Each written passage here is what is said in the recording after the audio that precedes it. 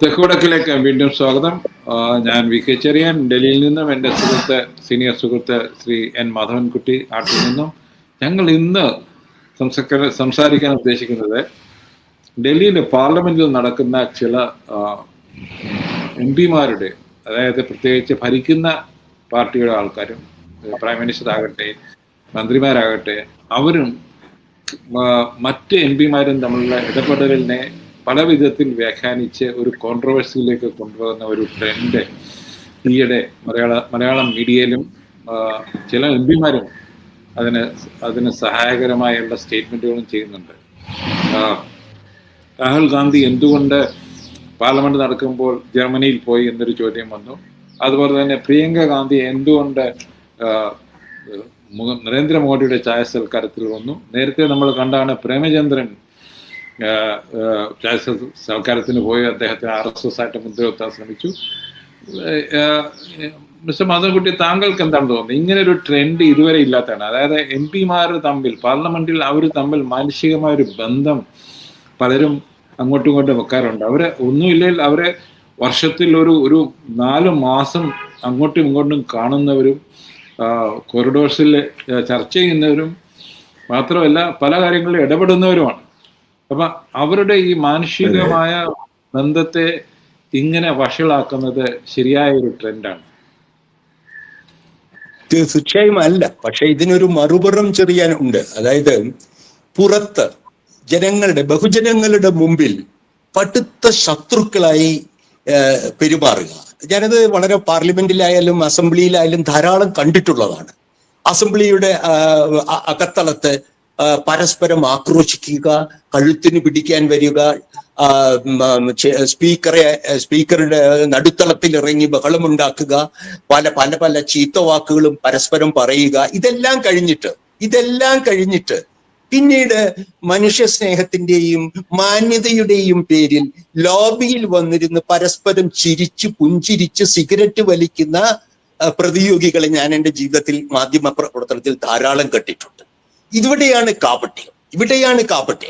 ഒരു സിവിലൈസ്ഡ്, ഒരു സംസ്കാര ചിത്തരായിട്ടുള്ള ഒരു സമൂഹത്തിലെ ജനാധിപത്യത്തിൽ ഈ കപട നാട്യങ്ങൾ ഉണ്ടാവുകയില്ല, അഭിനയങ്ങൾ ഉണ്ടാവുകയില്ല.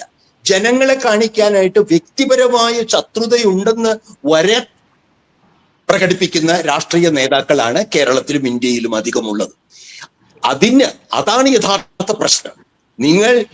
യഥാർത്ഥത്തിൽ നിങ്ങൾ വ്യക്തികളെയല്ല, ആശയങ്ങളെയും നിയമങ്ങളെയും നടപടികളെയുമാണ് വിമർശിക്കുന്നത് എന്ന് ഒരു സാംസ്കാരിക നിലവാരം നിലനിർത്തുന്ന രാഷ്ട്രീയത്തിൽ മാത്രമേ നമ്മൾക്ക് ഈ ചായകുടിയിൽ അല്ലെങ്കിൽ ഒരുമിച്ച് വർത്തമാനം പറഞ്ഞ് ഇരിക്കുന്നതിലൊന്നും ഒരു പ്രശ്നമൊന്നും നിങ്ങൾക്ക് അന്ന് തോന്നുകയില്ല. പക്ഷെ ഇവിടെ അങ്ങനെയല്ല.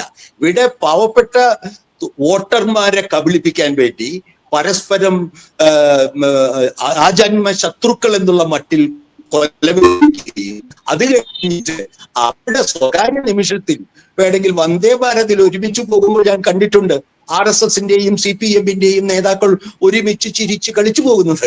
അപ്പൊ അവർക്കത് കഴിഞ്ഞിട്ട് തിരിച്ചു വന്ന വേദിയിലോ അസംബ്ലിയിലോ അല്ലെങ്കിൽ പൊതു മണ്ഡലത്തിലോ യോഗത്തിലോ ഒക്കെ പരസ്പരം വളരെ നിലവാരമില്ലാതെ പരസ്പരം വിമർശിക്കാൻ കഴിയും. കോൺഗ്രസും CPMകാരും അല്ലെങ്കിൽ അങ്ങനെ ഏത് ദ്വന്ദ്ം നിങ്ങൾക്ക് എടുത്താലും അത് എനിക്ക് അറിഞ്ഞോട്ടെ, ചെറിയാനും വടക്കേ ഇന്ത്യയിൽ അങ്ങനെ കണ്ടിട്ടുണ്ടാവും. നിരവധി ഇത്തരം പാർലമെന്റിൽ താങ്കൾ കവർ ചെയ്തിട്ടുണ്ടെങ്കിൽ താങ്കൾക്ക് മനസ്സിലാവും. അതിന് ഏറ്റവും നല്ല സ്ഥലം ഇവരിത് കഴിഞ്ഞ് ഈ ആക്രോശങ്ങൾക്ക് ശേഷം അവർ പരസ്പരം സ്നേഹവും മാന്യതയും കാണിക്കുന്ന സന്ദർഭങ്ങൾ കൂടി അറിയുന്ന മാധ്യമ പ്രവർത്തകർക്ക് അതിനെ പെരുപ്പിക്കാൻ പറ്റില്ല. പക്ഷെ ഇപ്പൊ അടുത്ത കാലത്ത് നടന്നുകൊണ്ടിരിക്കുന്ന വേറൊരു സംഭവം എനിക്ക് അറിഞ്ഞുകൂടാതെ താങ്കൾക്കായിരിക്കും എന്നേക്കാൾ കൂടുതൽ പറഞ്ഞു തരാൻ കഴിയുക. ഈ രാഹുൽ ഗാന്ധിയുടെ മുഴുവൻ സമയ രാഷ്ട്രീയ പ്രവർത്തകനാണോ രാഹുൽ ഗാന്ധി? ഒരു ഫുൾ ടൈം ഇന്ത്യൻ പൊളിറ്റീഷ്യൻ ആണോ, ഇന്ത്യൻ പ്രതിപക്ഷ നേതാവാണോ എന്ന സംശയം കോൺഗ്രസ്സുകാരിൽ പോലും രൂപപ്പെടുന്നില്ല. അതെന്താണെന്ന് വെച്ചാൽ അവരെ സംബന്ധിച്ചിടത്തോളം വിശ്രമമില്ലാത്ത പണിയാണ്, തൊഴിലാണ് രാഷ്ട്രീയം. എന്നാൽ പടിഞ്ഞാറൻ രാജ്യങ്ങളിലും മറ്റു രാജ്യങ്ങളിലും അതല്ല. നിങ്ങളുടെ സ്വകാര്യ ജീവിതവും നിങ്ങളുടെ കുടുംബ ജീവിതവും നിങ്ങളുടെ പൊതുജീവിതവും തമ്മിൽ കൃത്യമായി തിരിച്ചറിയാൻ കഴിയുന്ന ഒരു പൊതുസമൂഹമുണ്ട്. ആ സമൂഹത്തിന്റെ അഭാവത്തിൽ ഇന്ത്യയിൽ തിരഞ്ഞെടുപ്പ് രാഷ്ട്രീയത്തിന്റെയും അല്ലെങ്കിൽ മറ്റ് ദൈനംദിന സംഘടനാ രാഷ്ട്രീയത്തിന്റെയും ഇടവേളയിൽ കുടുംബവുമായി അല്ലെങ്കിൽ സ്വന്തം സ്വകാര്യമായിട്ടുള്ള വിശ്രമത്തിന് എവിടെയെങ്കിലും പോവുക. സ്വന്തം ജീവിതത്തിൽ വോട്ടറും ഈ മധ്യവർഗ ഇതിനെ വിമർശിക്കുന്ന മലയാളിയും അല്ലെങ്കിൽ മധ്യവർഗം ഇന്ത്യക്കാരനും ഈ സ്വയം ചെയ്യുന്നതാണ് ഈ കാര്യം. അവന്റെ തൊഴിലിൽ നിന്ന് വിശ്രമം തേടി പലപ്പോഴും വിദേശയാത്രയ്ക്ക് പോകുന്നു, റിസോർട്ടുകളിൽ പോയി താമസിക്കുന്നു.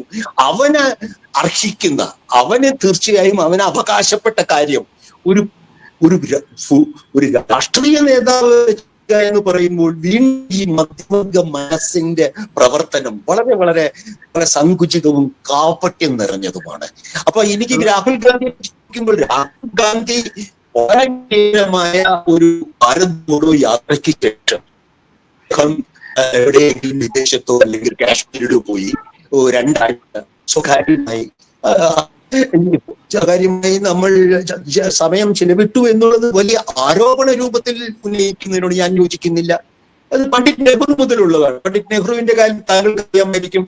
അന്ന് സിംലയിൽ പോയി കുറച്ചു കാലം രാഷ്ട്രീയത്തിൽ നിന്ന് വിട്ടുനിന്ന് സിംലയിൽ പോയി താമസിക്കുന്ന ആളുകൾ ഉണ്ടായിരുന്നു. അപ്പൊ ഞാൻ അത് നമ്മുടെ രാഷ്ട്രീയത്തിന്റെ ഒരു ഫ്യൂഡൽ സ്വഭാവത്തിന്റെ ഒരു റിഫ്ലക്ഷനാണ് ഈ ചായ കുടിക്കുന്ന പ്രിയങ്ക പോയോ. പിന്നെ പ്രിയങ്ക പോയി എന്നുള്ളതാണ് ഏറ്റവും ഒടുവിലത്തെ ഏറ്റവും കുറഞ്ഞ മര്യാദ. ഫാസിസ്റ്റ് ഒരു ഭരണകൂടത്തിന്റെ കീഴിലാണ് തങ്ങൾ പ്രവർത്തിക്കുന്നത്, അതിന് പ്രതിപക്ഷമായാണ് തങ്ങൾ പ്രവർത്തിക്കുന്നതെന്ന് അറിഞ്ഞുകൊണ്ട് ഇത് നിലനിർത്തേണ്ട ഒരു സംവിധാനം, അത് ഭരണഘടനാപരമായി നിലനിർത്തേണ്ട ഒരു സംവിധാനമാണ് ഒരു പാർലമെന്റ് സെഷന് ശേഷമുള്ള പ്രതിപക്ഷ നേതാക്കളും ഭരണകക്ഷി നേതാക്കളും തമ്മിൽ സ്പീക്കർ വിളിക്കുന്ന സ്പീക്കറുടെ മുറിയിൽ കടുത്ത ഫാസിസ്റ്റ് വിരോധികളായ DMKയും സമാജ്വാദി പാർട്ടിയുടെയും നേതാക്കളോടൊപ്പം പ്രിയങ്ക പോയത്. ഞാൻ ചോദിച്ചത് ബ്രിട്ടാസിനെ പോലുള്ള ഒരാൾ, അതും BJP മന്ത്രി പാർലമെന്റിൽ പറയുകയാണ് അദ്ദേഹം കേരള ഗവൺമെന്റും ഞങ്ങളുമായിട്ടുള്ള ഒരു പാലമായിരുന്നു അല്ലെങ്കിൽ ബ്രിഡ്ജ് ആയിരുന്നു എന്ന് പറയുന്ന ഒരാൾ ഇത് താങ്കൾ പറഞ്ഞ പോലെ മലയാളത്തിൽ ഇതൊക്കെ പറയുകയും ഇംഗ്ലീഷിൽ അങ്ങനെ ഒരു സ്റ്റേറ്റ്മെന്റ് അദ്ദേഹം ചെയ്യാറില്ല. എന്താണ് ഇത് കാണിക്കുന്നത്? എനിക്ക് തോന്നുന്നത് ഒരു തരത്തിൽ പറഞ്ഞാൽ കേരളത്തിലെ CPM നേതൃത്വത്തിന്റെ അല്ലെങ്കിൽ CPM അനുഭവിക്കുന്ന ഒരു രാഷ്ട്രീയ ഗതികേടുണ്ട്, ദേശീയമായും സംസ്ഥാനപരമായും. അതിന്റെ ഒരു റിഫ്ലക്ഷൻ എനിക്ക് ഇത് കാണിക്കുന്നത്. തീർച്ചയായിട്ടും അത് താങ്കൾ പറയുന്നത് വളരെ ശരിയാണ്. കാരണം കടുത്ത കോൺഗ്രസ് വിരുദ്ധത പറയുക, മലയാളി വോട്ടർമാരെ അഭിസംബോധന ചെയ്ത് കടുത്ത കോൺഗ്രസ് വിരുദ്ധത പറയുക, അത് കോൺഗ്രസിനും ബാധകമാണ്. കേരളത്തിലെ വോട്ടർമാരെ മനസ്സിൽ കണ്ടുകൊണ്ട് കടുത്ത കമ്മ്യൂണിസ്റ്റ് വിരുദ്ധത പറയുക, ഇതാണ് കേരളത്തിന്റെ ഒരു വളരെ നിലവാരം കുറഞ്ഞ രാഷ്ട്രീയ സംവാദത്തിന്റെ ഒരു നെല്ലിപ്പലക എന്ന് പറയുന്നത്. അതാണ് ബ്രിട്ടാസ് ഇവിടെ ശ്രമിക്കുന്നതെന്നാണ് എനിക്ക് തോന്നുന്നത്. ഞാൻ ആദ്യം പറഞ്ഞ പോലെ അത് ഇംഗ്ലീഷിൽ പറയുന്നു എന്ന് മാത്രമല്ല, ഇത് ഒരു വസ്തുതയുണ്ട്. നാം ഇന്ന് കേരളത്തിലെ ഇടതുപക്ഷ സർക്കാരും കേരളത്തിലെ ഇടതുപക്ഷ അനുഭാവികളും അംഗങ്ങളും ജീവിക്കുന്നത് ഒരു ഹിന്ദുത്വ ഫാസിസ്റ്റ് ഭരണകൂടത്തിന് പിടിച്ചെടുത്തോ ഇല്ലയോ എന്നുള്ളത് മാത്രമേ സംശയമുള്ളൂ. അവർ ഭരിക്കുന്ന ഒരു സംവിധാനത്തിന് കീഴിലാണ്. ആ സംവിധാനത്തിന് കീഴിൽ നമ്മളുടെ പെരുമാറ്റച്ചട്ടം എന്തായിരിക്കണം?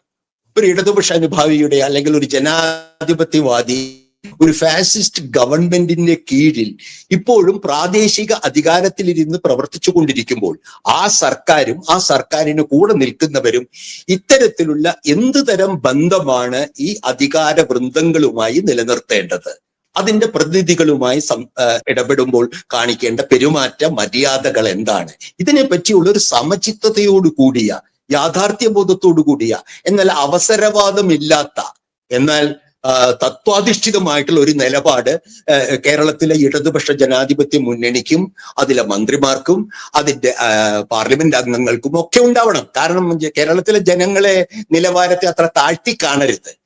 നമ്മൾ കാണുന്നത് 2 യാഥാർത്ഥ്യങ്ങളാണ്. ഒന്ന്, ജനാധിപത്യമായ വോട്ടിംഗ് സമ്പ്രദായത്തിലൂടെ അധികാരത്തിലെത്തിയ ഒരു ഏകാധിപത്യ ഹിന്ദുത്വ രാഷ്ട്രീയ സംവിധാനത്തിലെ ഒരു ചെറിയ പ്രാദേശത്ത് അധികാരമുള്ള ഇടതുപക്ഷ ഗവൺമെന്റിന്റെ പ്രതിനിധികൾ എങ്ങനെ ഈ സന്ദർഭത്തിൽ, ഈ മൂർത്ത സന്ദർഭത്തിൽ എങ്ങനെ രാഷ്ട്രീയമായി തങ്ങൾ ഏറ്റവും മുഖ്യ ശത്രുവായി കാണുന്ന ഹിന്ദുത്വ ഫാസിസത്തിന്റെ പ്രതിനിധികളുമായി ദൈനംദിന ഇടപാടുകൾ നടത്തണം എന്നുള്ളതിനെ പറ്റിയുള്ള ഒരു വ്യക്തത, ഒരു ധാർമ്മിക വ്യക്തത സംബന്ധിച്ചു. അപ്പൊ ഇടതുപക്ഷത്തിനുണ്ടാകണം ഇതേ സംഗതി ഇന്ത്യ ബ്ലോക്ക് നയിക്കുന്ന കോൺഗ്രസിനും ഉണ്ടാകേണ്ട ഒരു കാര്യമല്ലേ എന്നാണ് എന്റെ ഒരു സംശയം. കാരണം വെച്ചാൽ ഇവിടെ സീതാറാം യെച്ചൂരി ജീവിച്ചിടത്തോളം കാലം ഇന്ത്യ ബ്ലോക്കിന്റെ ബ്രെയിൻ ട്രസ്റ്റ് അദ്ദേഹമായിരുന്നു എന്ന് നമുക്കൊക്കെ അറിയാം. അദ്ദേഹമായിരുന്നു ഇന്ത്യ ബ്ലോക്കിനെ ശരിക്കും നയിച്ചത്. അത് കോൺഗ്രസ് ആണ് ഏറ്റവും വലിയ പാർട്ടി എങ്കിലും അദ്ദേഹമായിരുന്നു. പക്ഷെ കേരളത്തിൽ അവര് ഇന്ത്യ ബ്ലോക്ക് എന്നല്ല മാത്രമല്ല കോൺഗ്രസിനെ മുഖ്യശത്രുമായി കണ്ട് BJP പോലുമല്ല ആ ഒരു രീതിയിലേക്ക് പോകുന്ന ഒരു ഇതും എനിക്ക് തോന്നുന്നു കേരളത്തിലെ ഈ താങ്കൾ പറഞ്ഞ ഈ മൂർത്ത അവസ്ഥയെ ശരിയാവണ്ണം വിശകലനം ചെയ്ത് ഒരു സ്റ്റാൻഡ് എടുക്കാൻ കേരളത്തിലെ ഇടതുപക്ഷത്തിന് കഴിഞ്ഞിട്ടില്ല എന്നല്ലേ പറയേണ്ടത്? അതാണ്, അത് വളരെ വേദനിപ്പിക്കുന്ന കാര്യമാണ്. കാരണം ഏറ്റവും വിശാലമായ ഒരു ഫാസിസ്റ്റ് വിരുദ്ധ രാഷ്ട്രീയത്തിന്റെ ഒരു ആദ്യ രൂപമാണ് ഇന്ത്യ ബ്ലോക്ക്. ആ ഇന്ത്യ ബ്ലോക്കിന് രാഷ്ട്രീയത്തിന് വിരുദ്ധമായ ഒന്നും പറയരുതെന്ന് കേരളത്തിലെ കോൺഗ്രസ് CPM നേതൃത്വം തീരുമാനിക്കണം. അതാണ് അതിന്റെ രാഷ്ട്രീയം. അതിന്റെ രാഷ്ട്രീയം ഐക്യമുന്നണിയുടെ രാഷ്ട്രീയം, ഫാസിസ്റ്റ് വിരുദ്ധയുടെ രാഷ്ട്രീയം. ഞങ്ങൾ പരസ്പരം മല്ലടിക്കും. കേരളത്തിൽ BJPയെ 3-ാം സ്ഥാനത്ത് എന്നും നിർത്തും. പക്ഷേ ഞങ്ങൾ പരസ്പരം എങ്ങനെ ആക്രമിക്കുകയില്ല എന്നുള്ളതിനെ കുറിച്ചൊരു തീരുമാനം സതീശനും പിണറായി വിജയനും അല്ലെങ്കിൽ ഗോവിന്ദ മാഷും രമേശ് ചെന്നിത്തലയും ഒക്കെ എടുക്കണം. KC വേണുഗോപാലിന് എടുക്കാമല്ലോ, അദ്ദേഹത്തിന് പറയാമല്ലോ. ഇന്ത്യ ദേശീയ ലക്ഷ്യത്തിനോടും അതിന്റെ ഐക്യത്തിനോടും വിരുദ്ധമായിട്ടുള്ള രീതിയിലുള്ള പരസ്പര ആക്രമണം കേരളത്തിൽ നിർത്തണം. പരസ്പരം എതിർക്കണം. എന്നാൽ മാത്രമേ നിങ്ങൾക്ക് BJPയെ 3-ാം സ്ഥാനത്ത് നിർത്താൻ കഴിയുകയുള്ളൂ. അതിവേഗം അത് 2-ാം സ്ഥാനത്തേക്ക് പോകാൻ ശ്രമിച്ചുകൊണ്ടിരിക്കുകയാണ് കേരളത്തിൽ.